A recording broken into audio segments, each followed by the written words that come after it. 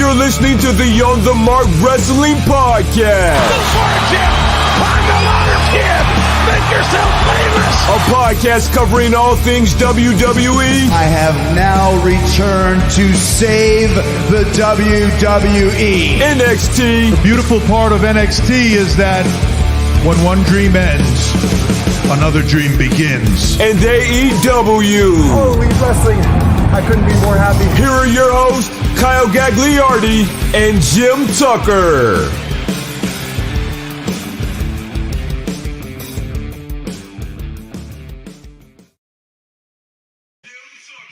What is going on, everyone? You're listening to the On the Mark Wrestling Podcast, hosted by the Marks, for the Marks, and I am your host, Mr. OTM, Kyle Gagliardi, and my co-host is my good friend, Jim Tucker, or as I like to call him, Tucky! What's going on, Kyle? You know, it would be helpful to the podcast, Tuck, if you turn the volume down while we're doing the intro. Well, beginner first time we've been doing it. And when I've heard of like mastery, getting good at a skill, it takes more than 70 times. So, I'm still learning, still working on it, but yeah, fuck me. Yeah, 70 is impressive, man. Hey, and we're here. The fact that we are still 2,000 miles apart and we are cranking out weekly podcasts. We're busy, men. We got lives, but we're here. Gags and Tuck just cranking it out. I think that's the new hashtag cranking it. Cranking it. I like that. Hashtag cranking it. Use that on this tweet to the episode tomorrow. Mikey Wilson already in here, former MVM of the podcast. Wow, only 2 people. Well, Mikey, you know how these shows go. We just bring our special guests right into the thick of things, Tuck. Yeah. We like to shoot the shit with one another. So how the hell you been, man? Hey, life is good. I went to the Nevada DMV today, not DMD, different. I wanted to do it right away. I was in and out in 31 minutes. I got new registration, a new license plate. I walked out with a license plate, and they took my picture. 31 minutes in, out. We'll see you. That's impressive, especially for a BMV. Yeah. My mom's waving to us. Hi, Mom. Vogus, I have my phone up so I can see your comment on Twitter. MVM is here. We can't see him. So, Vogus, it'd be great if you didn't watch on Twitter. I know this is probably your ideal way of watching us, but then we can't see your comments. I have to go and find them. Oh, look at that. And there's your sticker that Tuck, you going to send that out to him? It's already been sent. Next day. It took me 3 weeks to get envelopes and stamps, but now this shit's a well-oiled machine. We've got it. Erica Marini got hers, as you saw on Twitter. She tweeted out, put it on the laptop, looking good. Ryan Bogus commenting once again on the treadmill, but he's dedicated to the title. He wants to retain. Mikey Wilson also in the chat, but we have somebody to introduce here, Tuck. He kind of once again invited himself onto the show. He's kind of a big deal. He's kind of over right now with the current MVM. He is the current reigning and defending AEW champion of the On the Mark Wrestling Podcast, Ian Garavalia. Ian. Bow down to your belt winner. I am the AEW champ. Ryan Bogus, I really appreciate the love. The only one that believes in me, by the way, on this podcast. So I really appreciate that. What? Tuck didn't like that. I can love you and show support and still call you a fraud. That's love. Like, I can love you always, but not like you always. We got to keep the kayfabe going, Ian. It's all part of the shtick. But hey, Vogus is so dedicated to the show right now. He switched from Twitter to Facebook to say "my champ" to you, Ian. Yes. And then Mikey Wilson. Of course. Yeah. Ryan Bogus. He's my number one supporter, and I appreciate all the love. I actually appreciate the belt that he decided to ship me, and Ryan Bogus. Yeah, that is true. I'm not going to give away the real belt. I refuse to give Ian that belt that's behind me right there. Even though you went on the record, you did go on the record stating that belt, and you pointed to it, and it took you 2 times. You went the wrong way, and you had to point to it the right way. And you said, "If first you off, win, you can." We have a receipt. You clip everything else. First off, fuck the record. Second of all, Kevin Owens promised he wouldn't do anything to Big E, and we saw how that turned out. bad things, they happen sometimes. And he thankfully got a title from Ryan Vogus, which was a very nice gesture from the MVM. But Ian, other than that, were you able to watch Full Gear live? Actually, it was weird because we had friends over. I am in a dorm at apartments. I'm in college. We had a party of some sort, and I said, "Hey boys, mind if I throw in some wrestling?" How'd that go? They said, I think it was more just kind of being nice, and they said, "Yeah, sure." So I threw it on, and then the website that I definitely paid for the pay-per-view 100%. Yep, I hear that. Very It's legal. for some reason it got taken down. I don't know. I'll have to get my money back. A loyal customer and everything, and it got taken down. Tuck, were you watching Full Gear live this Saturday? Yeah, just like Ian, I did pay, and my stream didn't fuck up. Oh. I don't know. I don't know how else to say, because I'm agreeing that I also watched it legally. I just didn't have the same trouble as Ian did. Maybe the Wi-Fi connections or something else. It could have been, yeah. Wi-Fi technology. It's still, it's hard to kind of figure out. But watched it. Had what did I thought? Did we eat food? Yeah, we made garbage plates, which is a birthday tradition, which is exactly what it sounds like. You got a base layer of potatoes, like French fries, and then you throw some cheeseburgers or hot dogs on top. Then you do this chili sauce. You got some macaroni. It's just a little bit of everything. Love it. Quickly gained 5 pounds, but here we go. Hey, you'll end up losing them. That's how it goes. Ryan Vogus still hasn't watched. I knew the results already when Ian gave his picks last week. That's a funny comment. Yeah, I had my Friendsgiving going on, but I got home at like midnight and I turned it on. I watched like 3 matches. I was that dedicated to getting to the show as soon as possible. So I watched the first 3 and then I woke up and I watched the rest. But before we get into Full Gear, we got to remind the listeners that we are proud members of the Overtime Sports Network. Show some love. Go to otsportsnetwork.witsite.com/OTSN. And Tuck, it's easy. Tell them how to follow us on Twitter and Instagram. People at _OTSN. That's it on all of them. At _OTSN, the Overtime Sports Network. We have now. That's it. And also, big milestone achievement for us. Our YouTube channel finally hit 100 subscribers. So let's hear it. Let's go. The Overtime Sports Network one? Yeah. Let's go. We might be a big reason why, because all of our episodes can be found on OTSN's YouTube channel. But absolutely, there is a few other things going on. So shout out to our 100 subscriber. I forgot who you are, but you're out there. And also show some love to Raise Energy. Go to repsports.com. Use promo code OTSN at checkout, and you will save $5. Ian texted me today. They have another new flavor coming out. I just tried the berries and cream. Shut up. I know. I just tried the berries and cream. Top 2 flavor of mine. See that it makes me nervous. The berries and cream makes me nervous because I feel like it's like too desserty. No, I'm a tangy, punchy, sour gummy worm, watermelon frosty kind of guy. Mikey Wilson, Mikey's Morning Coffee, a part of the Overtime Sports Network, weekly, usually Sunday morning. Yeah. He enjoyed the berries and cream as well, was really vibing with that, but he's a weirdo. So that doesn't like confirm that I need to get it. I do have to put in a new order. And when you said save $5, you save at least $5. That's true, because the more you order, the more the 5 keeps rolling. So I got to re-up. The wife's out of town. So, hey, but we share we share the same bank account, so I can't slide it by. Got to figure out, but launder my own money to buy energy drink. Hey, but what's the code? OTSN. That's right. OTSN worldwide. Wide. So let's get into Full Gear here, guys. No, I was not. Wide. Titus O'Neil, WWE Hall of Famer. People forget. Many people, present company included, forget that. Yes, I actually forgot until I reminded myself right there. So let's get into Saturday's Full Gear pay-per-view. The show opened up with Darby Allen versus MJF.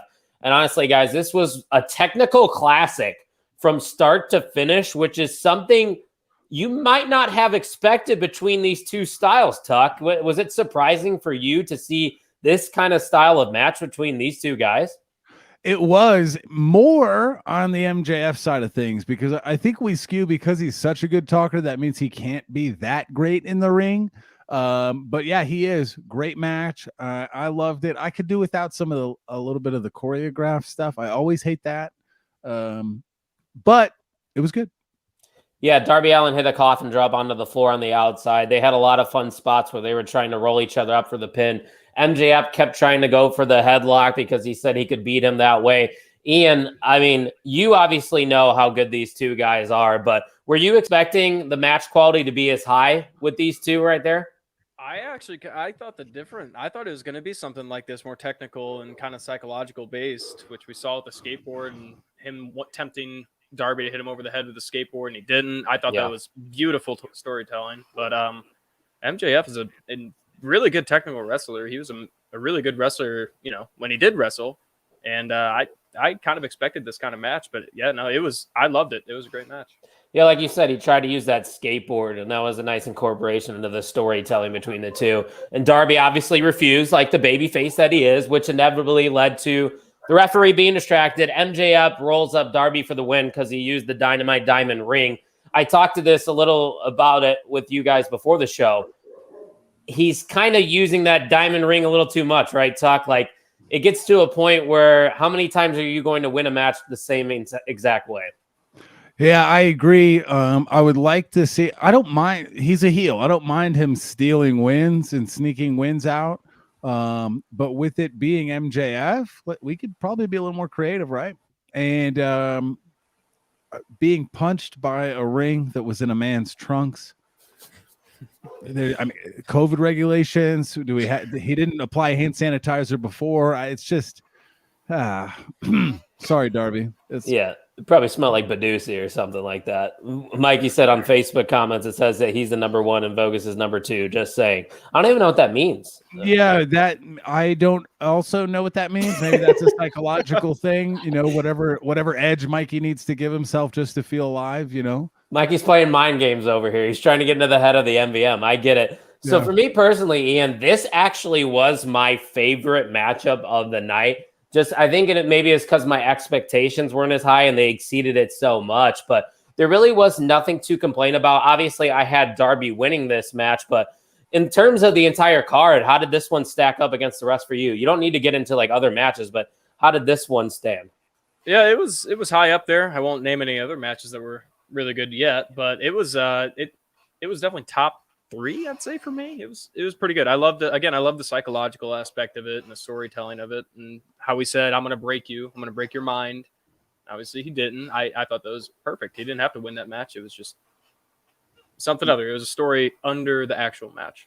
Yeah, and I talked to Marini a little bit, too, after I watched a few of these matches. And it's different than WWE pay-per-views because you can go up and down the card here on AEW, and a lot of people are going to differ in opinions, I believe, on what their favorite match is because they kind of offer you different kinds of styles, and they have a lot of good quality wrestling matches, obviously. When it comes to WWE, there's maybe one or two that stand out, right, Tuck, that you can definitively all agree on. But I feel like with this card, you're going to see a lot of different opinions on that. Yeah, and, it's one of those cards where it went long, but it was pretty well paced. And they gave every match a lot of time. They didn't waste your time with, you paid $50, like E and I both did very legally. Me too. And I think 2 of us probably did. But I think when they value the dollar more than WWE does, because you pay $10 a month for the Peacock subscription, and they think that they can just waste your time. So fair point. It's frustrating. And you only got 4 a year with AEW, so you're going to get your money's worth every time they run a pay-per-view.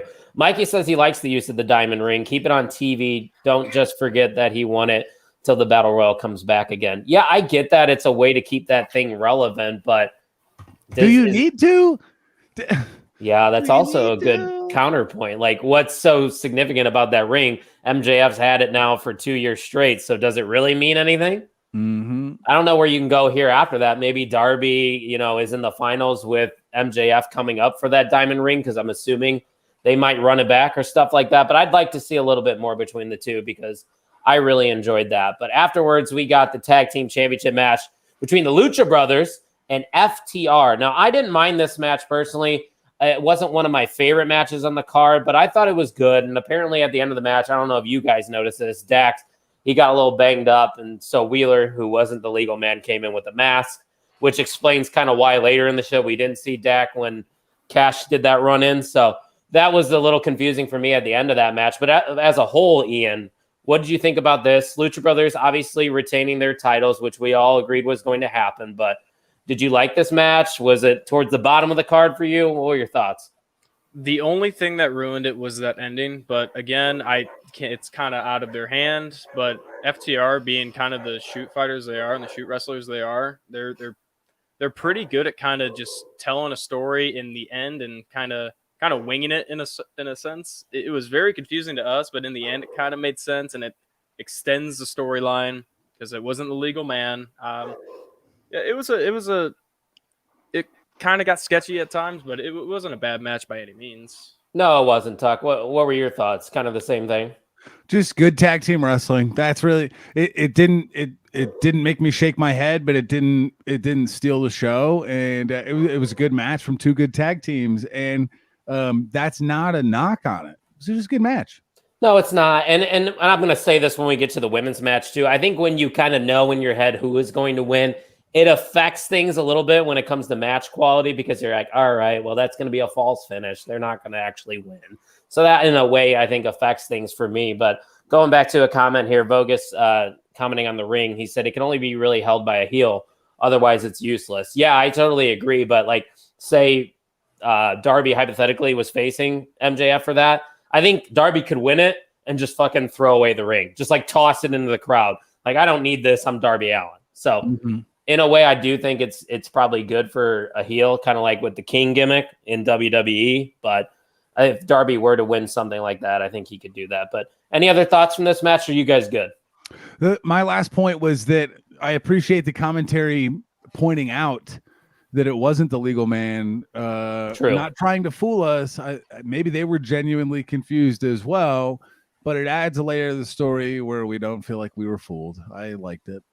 Yeah, it was fairly obvious because you saw the long hair coming out of the mask and everything. You're like, oh, come on, here we go with AEW and their refs. But sometimes they don't cover it up. They did in this instance, like Tuck said. So after that, we got to see Bryan Danielson. Geez, I almost called him Daniel Bryan again. He defeated Miro to become the new number one contender. This was an interesting match to predict going into it because a lot assumed, including myself, that if the heel Miro in this case won, that Page would probably win later. But if Danielson won, a lot would expect Omega to retain. So once we saw what happened here in this match with Bryan Danielson going over, did that affect any of your guys' thought on what was going to happen with the main event?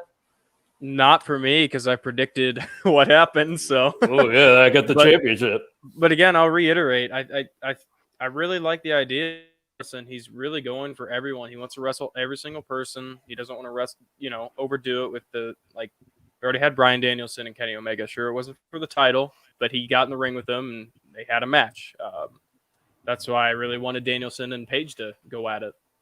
And as you saw, if you watched Dynamite, we started to see a different side of Bryan Danielson going on. But going back to this match here with Miro Talk, I thought it was very solid, very good. Danielson obviously has probably had better matches ever since he came to AEW, but it definitely had to be one of Miro's best matches. Even in the loss, I feel like Miro looked very good against Bryan Danielson. Yeah, the thing I took away from it with that match from Miro's perspective was his engine. He just kept going. He didn't look like a big dog that got tired, which is a stepping stone for him, a step up. I don't remember him being sluggish or slow or burnt out. But when you have a guy like Daniel Bryan in the ring, it just felt like he had a motor, and he kept going. And I think he belongs in the ring with many more types of people than I originally had in my head. Yeah, Miro's one of those guys I want to see be a world champion, and it's going to be hard because you got one world title in your entire company, and they have these spaced out pay-per-views, and that's usually where they're going to do these title changes. And there's other names like Malachi Black out there, Andrade, Pax, another guy I would like to see get a world title. It's just like you try to think, Ian, who really is going to get these opportunities to be world champion? So Danielson becomes the number one contender, as you saw, because you said you watched Dynamite this Wednesday. He kind of had heelish tendencies towards Page. Do you think they are going to, flip the title really quick to Danielson, or is this going to be a long-term feud with Hangman Page? Right now, it is very hard to predict, but with Danielson making this little heel turn, I don't know. At this point, it's really hard to predict. I like the idea of a heel Danielson with the belt, but as we saw in WWE, that kind of gets stale after a while because a lot of people want to cheer that guy on because how good he is, but I have no idea right yet. I don't know yet. He did give us a nice title at WWE. I love that paper eco-friendly belt that he had. That thing was butt cheeks. No, I like that. Stop. You didn't like it? Yes, You did not like it. I did. No, you're lying. No, I'm not. It's different. You're lying to yourself. What I didn't like was the Fiend belt. I thought that was cheeks. No, I didn't like that. If it's got to be big and shiny and look expensive and heavy, just like the belt that Ian has on his fan back there. Yeah, that's what it needs to look like. What is that retail on that fan? $20? I actually don't know. Hey, you don't know because you didn't have to pay for it. The most valuable Mark paid for it, Ryan Bogus. So you asked him how much the fan cost though. The title on the fan. I said. Oh, you said that. How much is the fan? I'm like, who gives a? Mikey agrees. That was the best alternative title. Oh, and that's who you want to agree with? Yeah, I like Mikey. He's a good guy. Come on. I love him too. He's great. I don't want to bury Mikey this show. My goal is to not bury Mikey once. Let's see. Hey, if you're not nice to him, he's going to move away, far away. I think he's going to do that regardless. One last thing, though, from this match, guys. I like how Danielson just isn't finishing people with the running knee, kind of like what he would do in WWE. He's got these different type of submissions, so you don't really truly know when a Bryan Danielson match is going to be the finish. And I think that's something unique that we don't see in wrestling nowadays. I mean, does anybody else agree with me there, or am I just an idiot? So I was actually thinking about this. So I think AEW is kind of trying to strive away from the like almost unbelievable kind of finishers where it's like, can that really finish someone off? And with a submission, a person that is fully conscious and ready to go and ready to fight, you could get him to tap whenever. And I think that's I don't know if that's where they're going with it, but I like the idea of it. And he's an awesome submission wrestler. So, well, you can also tell, Tuck, that they value finishers in AEW. Like they protect the one wing angel, for example. Hangman Page did hit it in that main event, but Kenny kicked out. There still is nobody that kicked out of that. So that must be something that they pay a lot of attention to. Yeah, it means something. They're treating the actual wrestling with a little bit more respect. Hello, Josh. How are you, my guy? Is that the Astros fan? Oh, yeah. Oh, he's back. Welcome back. And hey, the Astros didn't win the World Series, so I guess that's good. Yeah. Let's move on here to the next match. It was the Falls Count Anywhere match between Jurassic Express, Christian Cage, and the Super Click. And I would say this was an upset of sorts, defeating the Super Click in this match. It was kind of what we expected to be, fun, full of high spots and moments. I mean, some of the moments, Tuck, we saw Cole hit that Panama Sunrise on the stage, a Luchasaurus. He did the dive over the top rope, and he also hit a flip on the outside. I mean, you really can't ask much more from a Falls Count Anywhere match. No, it was good. It was entertaining. Everybody was laying it in. Luchasaurus got some shine. Jungle Boy went over. It was great. No better finish in wrestling than End of Days. I feel like, does he even hit that anymore? Happy Corbin? I don't even know. Didn't show up to practice, Josh said.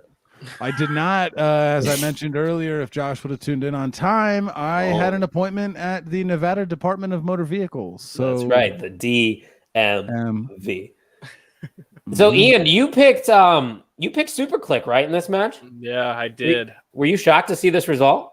I was, honestly. I really thought, I don't know. After watching this week's Dynamite, I really thought Jungle Boy was going to turn heel in this match, and especially with the the chair shot, concerto. Yeah, I thought that was the defining moment. And now back in Dynamite this week, he didn't really, kind of just strived away from the whole heel turn side of him. But overall, it was a good match. And actually, a little story here with Luchasaurus hitting that. It was actually a standing moonsault.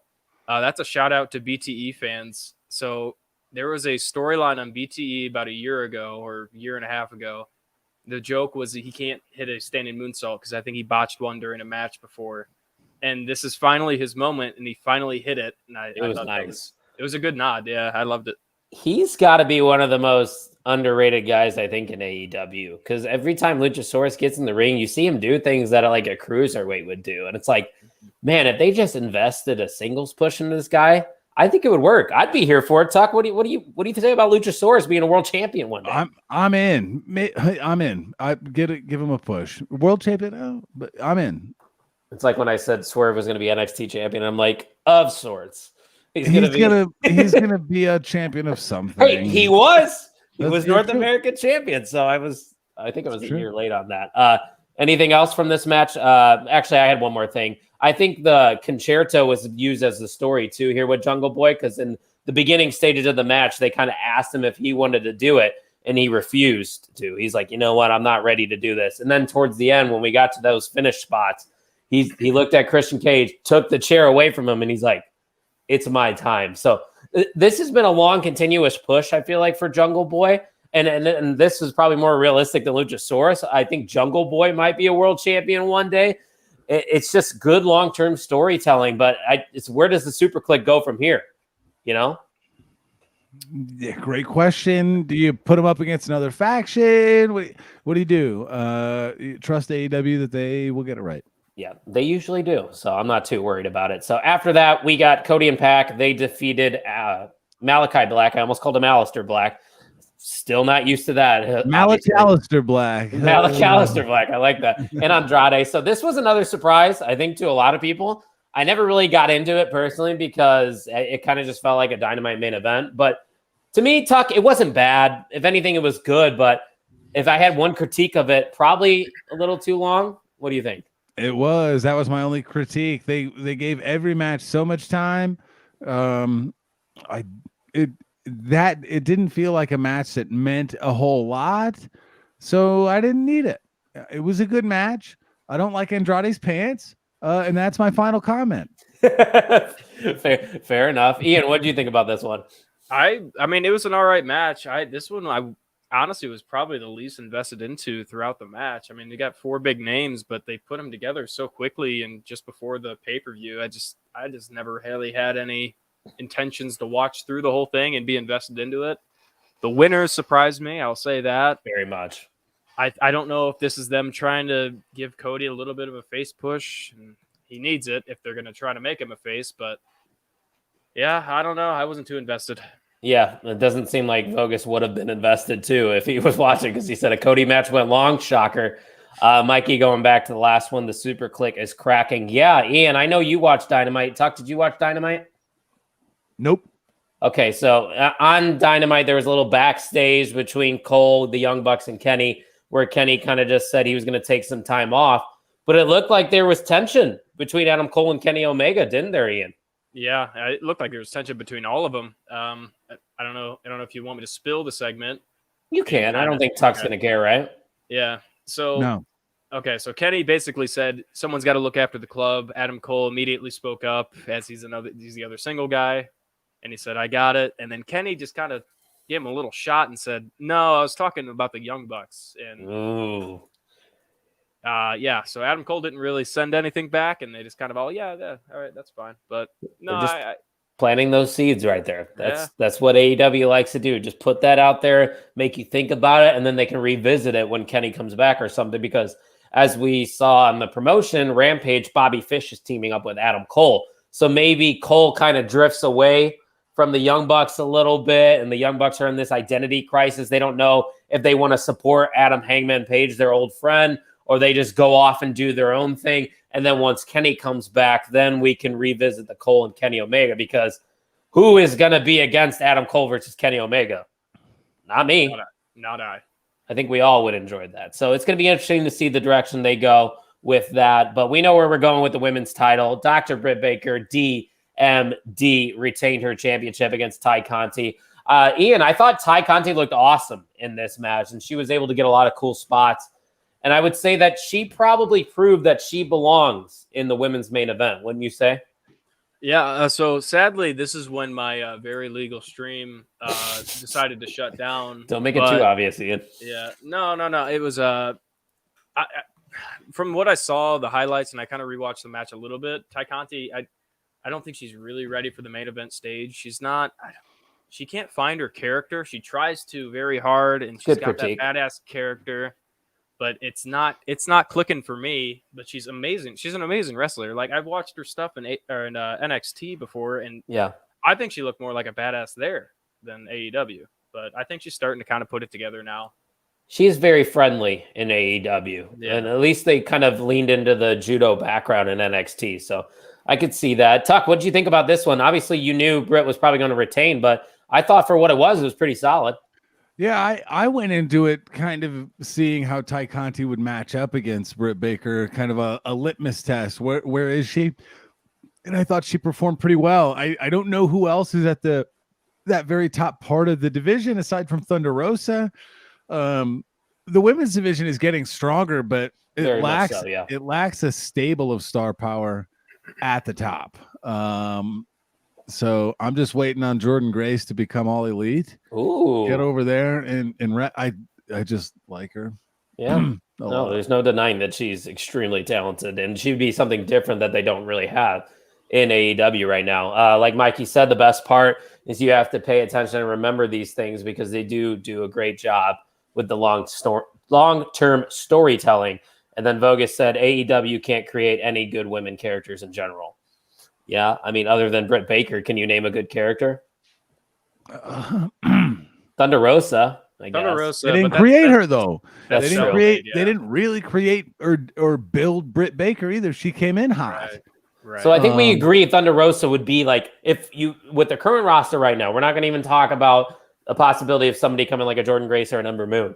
Thunder Rosa would be that woman to potentially dethrone Britt Baker. But what about a Ruby Soho? Do you think eventually she can make her way back there? Nope. You don't. I personally don't as well. I don't see her character being a champ in my eyes. I really don't. I see more of a Jade Cargill, but again, she's too green to be a champ at the moment. Give her 3 years or so. Yeah, but it's not a lot of champ worthy women wrestlers out there. Yeah, that's Jamie Hayter. It's this easy story to tell. It's hard. Yeah. Like we're saying names, but they're ending in question marks, and that's not ideal. I mean, the Serena Deep, yeah. It's just like none of those like scream champion. Because like you said, their division is getting better. Like we used to shit on their women's division. I think it's solid. Like I enjoy watching most of their women's matches that they put out there. I think Jade Cargill, obviously a little too soon, but you could eventually make her into something because there actually is a character there. There is something with Jade Cargill that is different than the rest. But other than that, who knows what's next for Britt Baker? Hopefully they can find someone for her because she's on her own level right there in AEW. So after that, we got to see Eddie Kingston take on CM Punk. The crowd was firmly behind Eddie Kingston Tuck in this one. And I just think that came down to the fact that a lot of people probably believe that Eddie Kingston deserves a big win in AEW. You know, what is that the reason why you think they were behind Eddie in this one, Tuck? Yeah, it would be a tough match because they're both wrestlers. Fan bases are so polarizing and ardent supporters of each. But I felt the Eddie love through and through, and I picked Eddie to win. And I think I always pick Eddie to win because I'm just so convinced that he will, and then sometimes he doesn't a lot. He's becoming the guy that, hey, he's gonna have a good match, he's gonna show out, but he's going to lose. Like he can't win the big one. And maybe that's part of the character work with Eddie Kingston. I don't know. But Ian, what were your thoughts with this one? It was billed as a physical fight, and it kind of delivered as that. In my eyes, this was match of the night. I was so stoked for this match, and I think it delivered. I think we saw one of the best sides of CM Punk we've seen, obviously in a while, but in my eyes, I wasn't really around for him 2013, 2012. So that's the best CM Punk I've ever watched live. I'll say that. No, I love that. This is kind of, again, I think this is going to be Eddie Kingston's build right now. Daniel Garcia and him. This is going to light that firecracker in him, and he's just going to be pushed hard. Bogus said people just want heel Punk back now. Honeymoon phase is over. I don't know if that's necessarily it with this match. I really just think people are emotionally behind Eddie. I'm not denying the fact that people probably want heel Punk because we all know heel CM Punk is better than the baby face, and the honeymoon phase definitely is over. But I think Eddie Kingston's a very likable guy, just the way in his backstory and how he came into AEW, and he just never has gotten that big one. But Tuck, does this rank towards the top of you with matches on the Full Gear card? Third, yes, but the title match was my favorite. I really enjoyed it, and the first match, MJF and Darby Allen, was also great. I liked that one a little bit more, and then this one was great too. But if this match is third on my list, I think it's a pretty darn good card. Josh, my student, said, "Is American Nightmare in it?" He's referring to the American Nightmare poster I have of Cody from Revolution, I think it was. Yeah, it was. Hanging in my room, so he knows him as the American Nightmare. Cody and Pac defeated Black and Andrade earlier. I don't have posters of any of the other three guys in my room. So as Ian alluded to, it looks like Eddie's kind of going off in that Daniel Garcia direction, but as we saw on Dynamite, CM Punk interrupted MJF's segment, didn't say a word, didn't shake MJF's hand, just walked away. That feud is going to be something special, guys, and I'm very excited for it. I agree. Yeah. Great analysis, guys. You're fucking bringing down the ratings now. Okay, what do you want us to do, Gags? When you hit a home run, what do you want us to do? I don't hit home runs often. When you knock it out of the park with your commentary, you want to you say the exact same thing? Come on. Hey, you want to show the listeners what you're drinking? No. Jimmy's secret stuff. Had a big game last night, had to stay prepared, and I think this is going to become the tape that just stays on the bottle. Like when I'm at the gym, people are going to be like, what the heck's that guy drinking? Jimmy's and then they'll see me deadlift, and they're like, oh, I get it. Wow, that guy's ripped. Yeah, yeah, exactly. So rumor mill, breaking news update. There's a rumor that Dwayne The Rock Johnson is building a house out here close to Stone Cold Steve Austin. I have no idea if that's confirmed. An adult told me that, though, not a child. Is that so? Stone Cold lives close to you? Within 15 minutes. No shit. The Broken Skull sessions are filmed like 10 minutes, 15 minutes. Dude, like, what if you randomly like run into him one day? People have. Man. And all I want to do is just give me a hell yeah. What? Like, yeah, that's what I'm saying. So they've seen him at the grocery store a minute from my house. They've seen him at the gym. He's this like the allure of like a unicorn or a Sasquatch, but you'll hear like if you watch the Broken Skull sessions and they talk about like the drive down or being out in the middle of nowhere, right? It's literally in the middle of nowhere. We're in the middle of somewhere close to town. He's in the middle of nowhere. We need that interaction. That would be. I might just have to start planning my runs. It's about drive. It's about power. I understood that reference. I definitely understood that one, Josh. So next thing here, Inner Circle defeated Men of the Year and American Top Team. Just like this feud should be, I think we should move on from this, right? That's it. Yeah. That's all we're going to talk about. So let's get to the main event. This is what a little bit. It was. No, I don't have anything to say. So go ahead. Yeah, it was more fun than I thought it would be. I'm just saying that the toaster was not invented in Minnesota. It was invented in Sweden. So that's a hang up. But other than that, that's it. Good. Ian, I'll let you get any comments in if you had anything. I think the Sammy spot off the ladder was very cool. I'll save your guys' time and say this was my break to go to the party. Oh, parties. While you were at the party.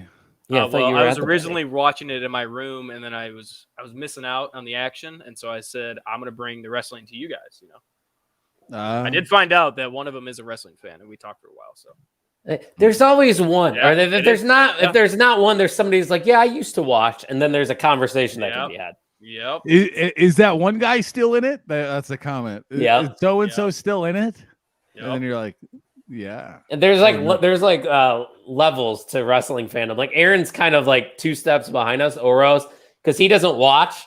He'll like watch when something good happens, and I tell him. But he like keeps up on Twitter, keeps up on social media accounts, and we'll see clips and whatnot. And then there's like the full out marks like us that aren't going to miss an episode. And then you have the distant people like the one you're talking about right there. Like, hey, is Fit Finley still in there? No, Finley's not. Yeah. I don't know who you're saying right now. You don't know Finley? No, but that they'll mention an obscure guy from Mid-South Wrestling in the early 80s, and you're like, how would he? That's 40 years. Come on. Yeah, that's true. Like one of the first people I remember from wrestling was, in a weird way, Santino Marella. He was somebody that stood out to me with the Cobra and everything, and he won the IC title. That was one of my first guys I was, attached to. So there's a little fun fact for you. But you ready to go on to the main event, guys? Yes. Let's do it. We got a new AEW champion, not just on this show, but in the company itself. In this main event, we got Kenny Omega defeating Adam Hangman Page defeating Kenny Omega.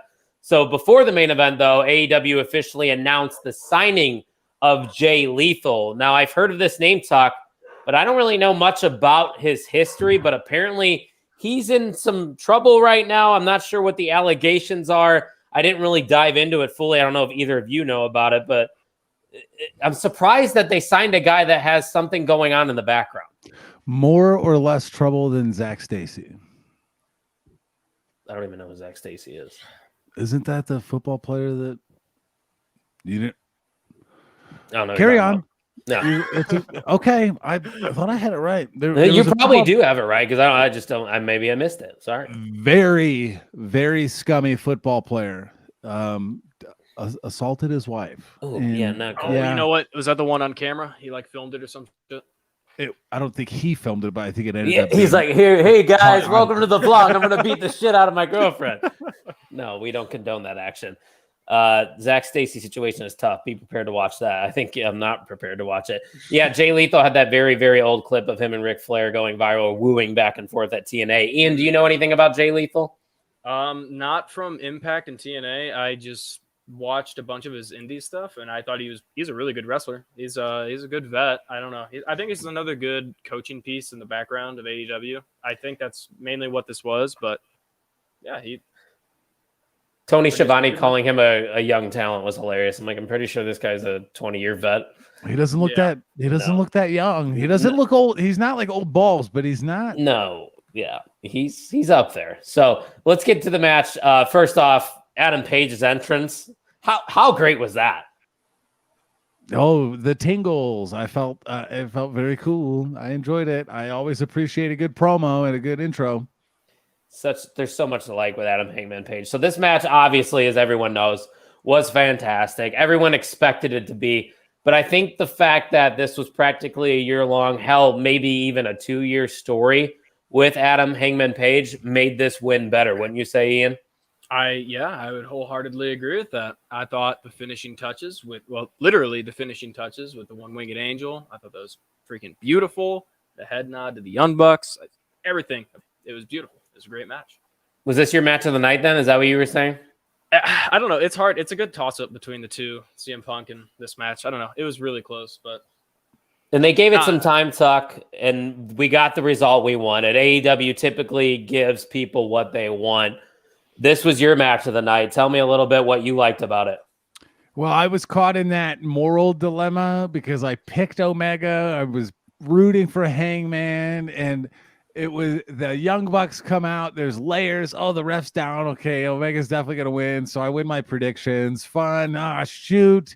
But had I won that match, if Omega would have won, I still would have lost due to the confidence picks, the system that we put in place. Ian would have still been the champion. So going into the championship, I knew I was going to lose. So I was kind of rooting for Hangman a little bit more, but it was a fun ride because a lot of the finishes, a lot of the pins you thought could, that's it. I mean, we've been here for 4 hours, so I just really enjoyed it, and I loved Kenny Omega kicking out of his finisher like he's like immune to it or something like that. I thought that was very cool because I was like, oh shit, one-winged angel, he's dead too, but he wasn't.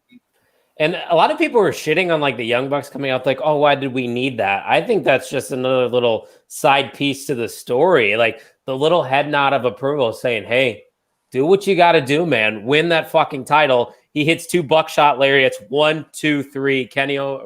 I keep saying Kenny Omega. Adam Page is the new AEW champion. He's been my favorite since day one. And I love the fact, Ian on Dynamite, when they started chanting, "You deserve it," he goes, no, I got to cut you off. Yeah. I earned it. Mm-hmm. I mean, and going back to the Young Bucks coming out, you got to think they're also best friends. Like, kayfabe out the door, they're best friends. They got to be there for him. Best friends. But no, it was, I think it was very necessary to have them out there in many cases, in many ways. It also sets up some other stuff later on. Yeah, there's going to be a lot of fun things that they can do with Page as their champion. I'm hoping he gets a good reign.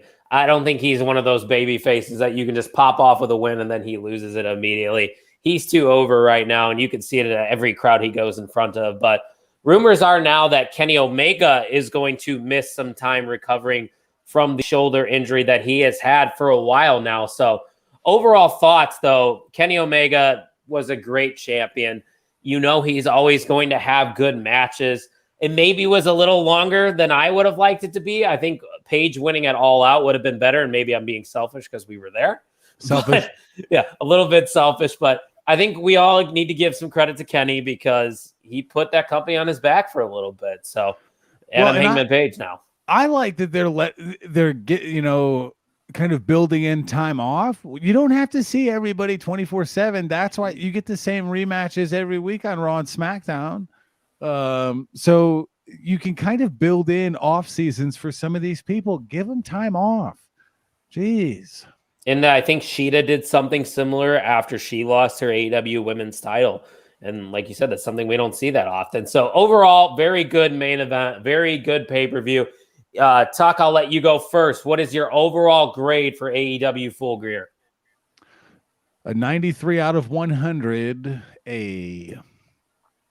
Okay. Ian, what do we think? I'm around that range. I will give it an A minus 91% just because I don't know. Just because of the Cody and Pac match. Sure. Yep. A minus. I'm going to give it an 88. I think it was a B+. Wasn't the best AEW pay-per-view I've ever seen, but we had a lot of good moments. Nothing was bad. I'm not going to shit on anything that happened. It's not like it was the exploding barbed wire death match where I was like, that was terrible. That wasn't good. We didn't have anything bad on this card, so I'll give it a solid B+. Obviously, the highlight being Hangman Page being the new AEW champion. And speaking of AEW champions, Ian, this is where we bid you farewell. Any final remarks? Do you want to cut a promo against any of your challengers? Now is your time to shine because you might not be on for a while. You know what? I'm going to pull a CM Punk right now and just point at the title. Come get it. That's it. I'm out. All right. So Ian's out of here just like that. We removed him from the stream because we got to move on. We got some Survivor Series picks to get to here, Tuck. Can't wait. This is cool. Wow. It's going to be an amazing pay-per-view, right? Yeah. Yep. All right. So I'm still the OTM pay-per-view champion. I didn't get the chance to defend it at Crown Jewel. So I feel like I should probably put it on the line here, Tuck. Do you think that's fair? Absolutely. With a pay-per-view like this, we have to. It's one of the big four, baby. One of the big four. According to who? It why? still is. I don't know why, but it is. So let's move to the first match here. We have the champion versus champion match. The U.S. champ, Damian Priest, taking on the IC champ, Shinsuke Nakamura. I'll go first since I hold the title. I'm going to go with Damian Priest in this one. I feel like he has that new change of character. They really haven't been showcasing him that much on Raw lately, I've noticed too, which is weird because he just got the new theme song and everything. But Shinsuke's been eating losses in tag team matches on SmackDown. So if he's doing that there, I think he's going to lose here. So I'm going with Priest. What about you? That's who I'm going with as well because he's just... To me, he's like hotter or more buildable. He's not currently like red hot right now, but they can use that to propel him. I'm going with Priest as well. And if anybody's got some predictions they want to leave in the comments, go ahead. Bogus is still here. I bet this pay-per-view delivers banger matches. I'll exceed expectations. Yeah. It'll definitely probably exceed expectations. I've talked about that before with you, Tuck. Sometimes when you go into a pay-per-view not expecting much, they deliver. So hopefully that's the case here. But why are we supposed to care? That's the tough part. Like, I'm not just trying to watch cool matches. Like, we do that every week. Fun, good matches, wrestling, this or that. I need to know why I care. If the Priest and Shinsuke match grants an extra layer in a future championship match or something, like, I don't know. I don't care. Gives a stipulation of sorts, or like a reward. Like, if you win this match at Survivor Series, you'll be in the 20s in the Royal Rumble. You'll get the back 10 to come out in the Royal Rumble, which is an advantage. Yeah. So yeah, just something else other than brand supremacy. It's bad when Becky Lynch, who's one of your company's biggest stars, is going on the record saying, yeah, this is a little outdated here, Tuck. Yeah. Well, there's like, there are advantages out there that you can make it for something, this is just an exhibition pay-per-view, and thank God we don't have to pay $50 for it. We don't. It's kind of like the old bragging rights pay-per-views they used to do. That might have been after you stopped watching them, before you got back into it, but they kind of did something similar to that. So let's move on here. We got a tag team match between RK Bro, Randy Orton, and Matt Riddle taking on the Usos. Tuck, you get to go first. Oh, this is a good one. This will be a good match. Again, I don't know why I should care, but at least this one has the RK Bro and the Usos, and this is a tough one to pick because RK Bro's red hot, everybody loves him, and the Usos kind of have to win to solidify or maintain the bloodline. I'm picking RK Bro because I think this is a way that there's a storyline element that can come into it. If the Usos lose, there's ripples within the bloodline. There's tension there, and then we can get something palpable out of a Survivor Series match. So I'm going with RK Bro for that, and that means that the Usos are going to win by a landslide and a stupid finish, probably. I like your logic there, and it actually made me almost flip my pick. But in a way, I kind of have similar thinking from storyline purposes. I think we can start building some cracks here in RK Bro, because this is something that's not going to last forever. The Usos, they're always going to be a thing. They can't really go back to anything else. But Randy and Riddle feels like something I'm going to see at WrestleMania. I think it's going to be a one-on-one match between the two. I'm not saying they're going to split anytime soon. I don't think they should, because you even alluded to it. They're entertaining. They're fun. I enjoy everything that they do. But if you lose here, it's just something that Randy will keep in the back of his mind, where he can maybe snap in the future. And it can't cost them the titles, so they're not going to turn on each other. But if you do lose, there will be a little bit of frustration. So I'm going with the bloodline here. I'm going with the Usos to win. So I have one SmackDown, one Raw right now, and you have 2 Raw wins. So keep that in mind as well, because they keep tally. Thank you. You're welcome. Didn't even think about that, honestly. Yeah, no, that is a thing, because they kept talking about how Raw swept last year. They were 5-0. So I think that might affect something that's going on here. So let's move on to the traditional Survivor Series tag team matches here between Raw and SmackDown. On the men's side of things, you have Seth Rollins, Finn Balor, Kevin Owens, Austin Theory, and Bobby Lashley. And then on SmackDown, you have Drew McIntyre, King Woods, Jeff Hardy, Happy Corbin, and TBD. We do not know who the 5th member of SmackDown is going to be. Maybe we will find out tomorrow on SmackDown, or maybe we'll just find out on Sunday. I think when you look at those two teams, Tuck, it is obvious that Raw is the superior team. Wouldn't you agree? Kevin Owens, Seth Rollins, Finn Balor, Bobby Lashley, who's monster status, and Austin Theory. Like, if Austin Theory is the weak link, again, he's young, new, whatever.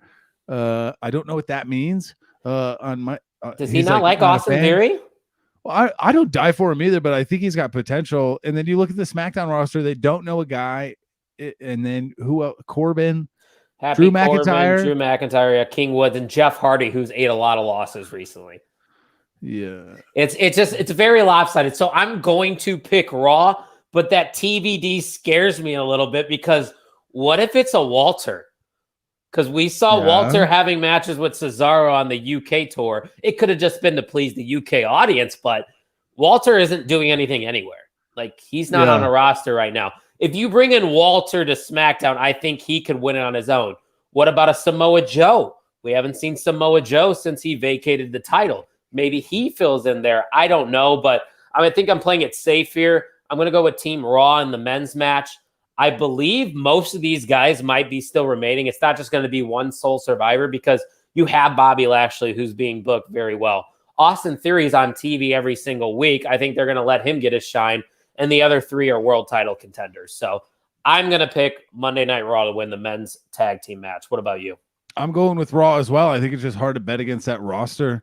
If SmackDown wins, they're going to have to, at this point, just on paper, pull something pretty big out of a hat. And it could be the TBD, but even then, like, who can you book big enough for that one TBD to think you're going to do it? Again, King Woods. I think Walter is the only one.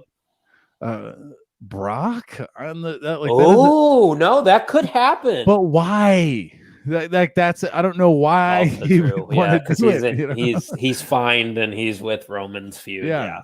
Brock would do it, but like, why? Yeah, I think Vogus typed that in right when you said it. It just doesn't make much sense storyline wise, but then again, they have done many of things in the past, Tuck, that don't make sense. I agree. So I wouldn't be too surprised, but it would be very cool. So let's move over to the women's side of things. On the Raw team, you have Bianca Belair, Rhea Ripley, Liv Morgan, Carmella, and Queen Zelina. On SmackDown, you have Sasha Banks, Shotzi, Shayna Baszler, Natalya, and Toni Storm was just announced to be the 5th member of Team SmackDown. They just took that spot away from Aaliyah, who actually had a decent showing on SmackDown last week, which I didn't hate. Did you watch SmackDown?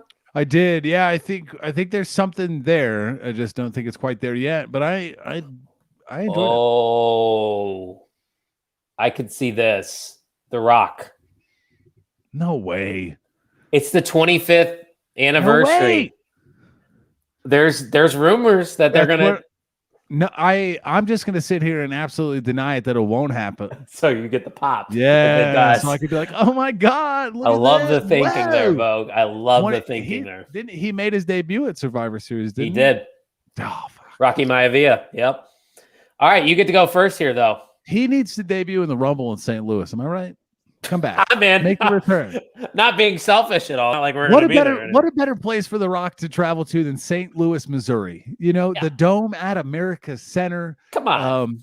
It makes sense. You gotta give the people what they want. The people meaning these people, and then Vogus too. Mm-hmm. Not Erica Marina didn't win. No, she did not. She will not be in attendance. But that would be cool. What is the Raw roster again? Let me go down it one more time. Bianca, Rhea, Liv, Carmella, and Queen Zelina. And then SmackDown, you have Sasha, Shotzi, Shayna, Natalya, and Toni Storm. Sasha, Shayna. The 3 S's. I'm going with the SmackDown women here. Do you like a sole survivor in this match, or do you think there'll be a couple people left? Oh, Shotzi is going to get good push. Sasha will be the last one, I think. And Toni Storm's going to get in and get after it as well. She's been underutilized and she's got the juice. So I feel like the Raw women have a stronger roster. I would agree. But I think that SmackDown roster has enough pieces to make it happen. And that's a win. The executives at Fox need SmackDown to get some juice, right? And are they going to let Raw sweep 2 years in a row when SmackDown is the A show now? Yeah. It's the A show. Yeah. I'm going to go with Raw just based on roster strength, but I do believe we are on the verge of Liv Morgan breaking out. We see her feuding with Becky Lynch now for the title. I think to solidify that Liv belongs, you have Liv be either the sole survivor or one of the main reasons that Raw wins this match. So based on the fact that I think Liv Morgan is going to skyrocket to the top, she might even be my Royal Rumble winner. I don't know yet. There's still plenty of time to decide on that, but I love Liv. I'm going with Team Raw on this one. So we have 2 more matches here, the major titles on both the men's and the women's. Let's get to the men's match here. Big E, the WWE champion, taking on Roman Reigns. As much as I'd like to see Big E not eat a loss here, I feel like that is what is going to happen. It's Roman Reigns. It's the tribal chief. He's going to be holding that title for a while. I don't think Big E losing to Roman is going to hurt anything. I'm going with the head of the table here, Tuck. Do we have to pick a winner for this one? Like, I feel like No. this one has non-finish written all over it. I will pick Roman Reigns to have an actual winner. Is this a Brock run-in? Is there something? That's what I'm The New Day get too. involved because he beat up the New Day a little bit. Yeah, I think it's going to be good. The New Day can kind of clash against the Usos in the protection scheme, and that's why it makes me think that Brock comes out, maybe wrecks Roman with a down ref or something like that, and Big E might win. Yeah, maybe. If it's straight up and clean, this one comes with an asterisk, right? Like if it was straight up, I don't think they're going to let Roman Reigns lose. But I also think they do value Big E as a champion as well. 100%. If it were straight up, I have to lean towards Roman Reigns as well and get the SmackDown skew again, right? In regards to point total. So I have a good portion of this match is going to be good, but WWE is really good at ruining good matches with shit like this. So I think Bogus kind of agrees with you too. Yeah. He's saying shenanigans to protect E should be a banger with meaty bumping men bumping me. I got Roman Reigns. You got Roman Reigns, but I wouldn't be surprised if people get involved because there's a lot going on. Brock Lesnar is promoted to be at SmackDown December 10th, which is a week before Bogus and I go to SmackDown. So I'm hoping that means Brock will be at the SmackDown. Give me Brock Lesnar and Roman Reigns. I need that. Come on. I need it. So last match here, I think this is going to be the main event just because they're going off of real life animosity between these two. Charlotte Flair, the SmackDown Women's Champion, taking on the man, Becky Lynch, the Raw Women's Champion. Tuck, this one is going to be a good match, but once again, you brought it up at the last match that there might be something going on. I wouldn't be surprised if this ends in a no DQ. Yeah, protecting the top, and Becky and Charlotte are in that same space where who do you want to win? As I look at the numbers, and I'm Raw, SmackDown. Do they end it in a tie? I don't think so. And that's why who's on Charlotte Flair's on Raw, right? No, Charlotte Flair's on SmackDown. Oh, she was on Raw and they flipped it. Yeah, they had that. That's where all this started, really. Becky on Raw. I'm taking Becky. I don't like it. I don't feel great about it. For the picks thing, I don't want to say no finish, but I don't think. Right. I don't think there's going to be in a straight up match. I don't think there's going to be a winner. All right. So pick one if I had to. I was definitely there for the Roman Reigns and Big E match. I don't think there's going to be a winner. I think there's going to be screwy. Someone's going to get clapped. It'll be a disqualified, DQ, dumb finish thing. And I get that same vibe here. Does WWE have the balls to do it twice? Probably because they hate us. This screams interference. There's going to be something that goes on here. But if I had to pick, I think I'm also going to go Becky. I think there's just more to gain if Becky were to get the win on Charlotte. If Charlotte gets the win on Becky, I think you're just going to get more heat online, people pissed off. And I feel like they're going to want to end the show with pleasing the audience for once. So if there were to be a clean winner, there's not going to be. I really do not feel good about that. I'm going to go with Becky Lynch as well. There you go. Which means our picks come down to the only match that matters. Two. The RK Bro and the tag match, and then the women's Survivor Series match. So we have a few conflicts. We do. So there's at least some reason to watch those. And if you want to, this thing's not going to be 5 hours long. So okay, all right. I'm talking myself into it a little bit more. That doesn't mean I'll love it, but I don't hate it as. I mean, we're both going to watch it, right? Oh yeah. What else? What else are we gonna do? I got to prepare for my first week as a sales rep during Sunday night, but hell yeah! But I can watch Survivor Series on the side. That ain't gonna hurt anyone. So we got to the point of the show here, Tuck, where we award our most valuable mark. At the beginning of the show, it was very interesting. We did see a lot of competition going on in the comments, but this fan has been the most consistent. He is the man that said he will give his picks later to join the competition for this title.